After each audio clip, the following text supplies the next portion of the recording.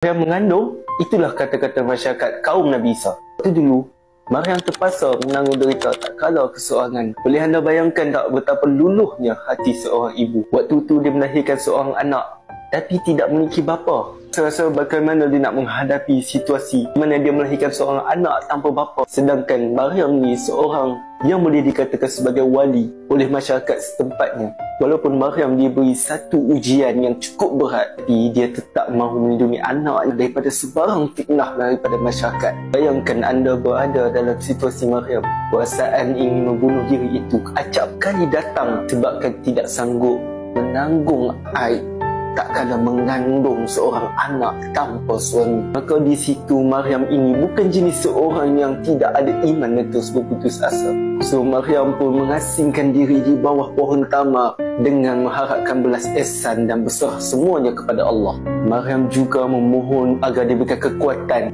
tapi tak kala dia pulang berjumpa dengan kaum dan masyarakat setempatnya, dia dihina, dikecam, dikeji oleh masyarakat tanpa menilai bagaimana ertinya seorang manusiawi.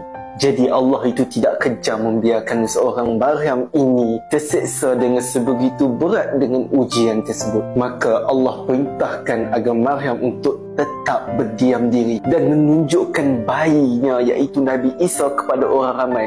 Rupa-rupanya dengan rahmat Allah, Nabi Isa diberikan mukjizat untuk boleh bercakap walaupun dia masih bayi. Jadi bila kita lihat semula pengorbanan seorang Maryam ini merupakan satu ujian besar untuk kita mengambil iktibar. Bukan saja kepada kesanggupan melahirkan anak, bahkan bersabar menahan segala kecaman dan ujian di antara masyarakat.